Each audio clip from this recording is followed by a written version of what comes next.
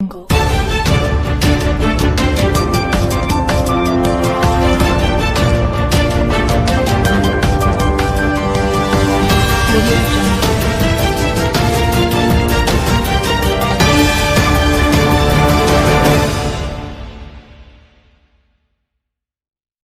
रामेश्वरपुरी अन्नपूर्णा मठ मंदिर, विश्वनाथ गली, वाराणसी, श्री पंचायती अखाड़ा महानिर्माणी शिवाला घाट का सह प्रबंधक हूँ। और जो पालघर में जो घटना घटी है ये बहुत ही निंदनीय है। असहाय और जिनके पास थे उन साधुओं के ऊपर जघन्य एक वर्ग समूह के लोगों ने हमला करके उनको मार डाला। ये किसी घोर निंदनीय कार्य है। इसमें शासन प्रशासन कड़ी से कड़ी कार्रवाई करे और आने वाले समय में 3 मई के बाद अखाड़ा परिषद सभी साधु समाजों को इकट्ठा करके इस पालघर के जो अपराधी हैं उनको स्वयं दंड दे, ऐसी मेरी इच्छा है। क्योंकि किसी के साथ उन्होंने कोई अन्याय नहीं किया था, कोई कुकृत्य नहीं किया था, फिर भी एक समूह ने एकत्रित होकर जो हमला किया और हमला करके मार दिया। पुलिस भी वहाँ पर असहाय बनी रही। मैं इस घटना की घोर निंदा करता हूँ, कड़े शब्दों में निंदा करता हूँ तथा महाराष्ट्र के मुख्यमंत्री एवं माननीय भारत सरकार के प्रधानमंत्री से ये मांग करता हूँ कि इसकी उच्च स्तरीय जांच करा के दोषियों को कड़ी से कड़ी सजा दी जाए। श्रीकांत मिश्र, अर्चक, श्री काशी विश्वनाथ मंदिर, वाराणसी। श्रीकांत भैया, ये बताइए, जो महाराष्ट्र में घटना घटी है संतों के साथ, महात्माओं के साथ, जो कि उनको परमिशन था गुजरात जाने का और उनके साथ ताज़ घटना घटी, इस पर क्या प्रतिक्रिया है, क्या कहेंगे आप? ये साधु संतों की नृशंस हत्या महाराष्ट्र में शिवसेना सरकार के माथे पर कलंक है और मैं समझता हूँ कि ये हिंदू जनमानस के लिए यह एक पीड़ादायक है। ऐसे साधु संत जो देश दुनिया के लिए अपने को समर्पित करके और राष्ट्र कल्याण के, राष्ट्र अभ्युदय के और भारत को विश्व गुरु बनाने की दिशा में सतत अब तत्पर रहते हैं और अपने को समर्पित किए हुए, और ऐसे, और वो भी जो अखाड़े के संत महात्मा थे, जूना अखाड़े के जैसा ज्ञात हुआ है। तो ऐसे साधु संतों की नृशंस हत्या इस बात की परिचायक है कि वहाँ पर जो सरकार है उसकी विचारधारा में परिवर्तन का यह दुष्परिणाम है। जितनी भी निंदा की जाए वह कम है। और मैं तो उस सरकार से आग्रह करना चाहता हूँ कि वो ज़रा अपने अतीत की ओर झांकें।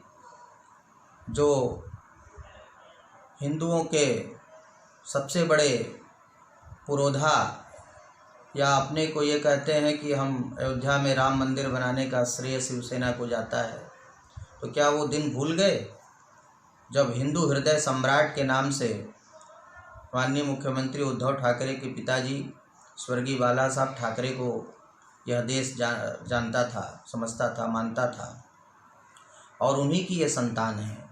और उन्हीं के राज में, उन्हीं के प्रदेश में, महाराष्ट्र में ऐसी नृशंस और जघन्य हत्या और भीड़ के द्वारा, अब क्या उन बुद्धिजीवियों के मुंह पर ताला लग गया है जो कि कभी सड़क पे उतर के, कभी समूहबद्ध होकर के राष्ट्रपति के पास जा कर के ज्ञापन देते थे और तमाम इस देश के अंदर असहिष्णुता की बात होती थी। तो अब ये बताएं वो लोग कि इसको कैसे सहन करेगा हिंदू समाज। तो ऐसे अवसर पर, चूँकि वर्तमान में देश और दुनिया की परिस्थिति जो है वो विपरीत है, ऐसी विपरीत स्थिति में मंथन करने का समय है और इसको वहाँ की सरकार को कड़ाई से, जो भी इसके हत्यारे हैं उनको दंड का विधान करना चाहिए और एक ऐसा प्रशासन वहाँ पर देना चाहिए कि किसी की भी हिम्मत ऐसी गलती करने की, दोहराने की पुनः न हो और जो भी इसके दोषी हैं उनको त्वरित गति से अपने शासन प्रशासन के माध्यम से उनको दंड का विधान करे और यह बताए कि हाँ, महाराष्ट्र में जो प्रदेश सरकार है उसकी प्रशासनिक व्यवस्था ठीक ठाक है और तभी यह देश मानने को तैयार होगा। जबकि महाराज जी भारत की सांस्कृतिक राजधानी रही है बनारस, यहाँ से साधु महात्माओं की बहुत ज़्यादा महानता है, बहुत ज़्यादा इनके बहुत ज़्यादा यहाँ मठ हैं जिसके महंत हैं। इन लोगों में अभी तक क्या आक्रोश है, इसको देखने के बाद क्या इन लोगों की प्रतिक्रिया रही? नहीं, न केवल मठ में, न केवल मंदिर में, न केवल साधु संतों में, अभी तो भारत के संपूर्ण जनमानस में एक आंदोलन है, एक मन में व्यथा है, पीड़ा है और ये जो जघन्य और नृशंस हत्या हुई है इसको लेकर के लोग अंदर से बहुत ही व्याकुल स्थिति में हैं और इसके लिए महाराष्ट्र की सरकार को दोषी माना जाएगा और ये समझा जाएगा कि उनको ये सीख लेनी चाहिए कि उत्तर प्रदेश सरकार से और माननीय योगी जी से वो समझें कि यहाँ पर जब कोई भीड़ इस तरह के खुराफात करती है या किसी भी प्रकार के दुराचरण में लिप्त होती है तो उनके ऊपर रासुका लगाया जाता है, NSA लगाया जाता है।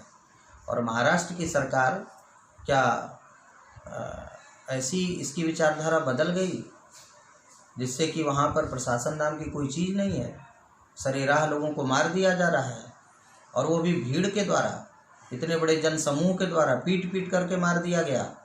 उनका दोष क्या था? तो इसके लिए वो जवाबदेह हैं और मैं समझता हूँ कि इनको इस गलती के लिए माफ़ नहीं किया जा सकता है। धन्यवाद। श्री महंत शिव प्रसाद पांडे महाराज जी लिंगिया, प्रमुख मंदिर काशी।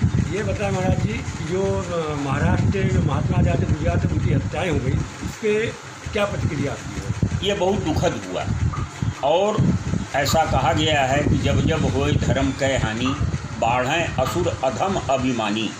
ये तो असुरों का ये काम है, ये असुर लोग ऐसा कुकृत्य कर रहे हैं। इससे हम सभी काशीवासी बहुत ही मर्माहत हैं, दुखी हैं और ऐसे लोगों को फांसी की सज़ा होनी चाहिए, इसकी जांच होनी चाहिए और जो लोग इसमें इन्वॉल्व हैं उनको सभी को सज़ा मिलनी चाहिए। क्योंकि भारत की सांस्कृतिक राजधानी बनारस रही, अब विद्वानों का गढ़ रहा है, प्रमुख मंदिरें यहाँ जो इंटरनेशनल लेवल पे हैं, प्रत्येक मंदिर आप महंत भी हैं, तो महंतों के अंदर क्या क्या जागरण है? नहीं, संत महंत और जितने भी जनमानस हैं सभी के अंदर इसकी बहुत ही इसका दुख है और उबाल है कि ये कुकृत्य ये जो हुआ है, इस कुकृत्य को करने वाले को न्यायिक जांच कराकर उनको पकड़कर उनको सज़ा देनी चाहिए और सज़ा भी मृत्यु की सज़ा होनी चाहिए, क्योंकि वो मारे हैं।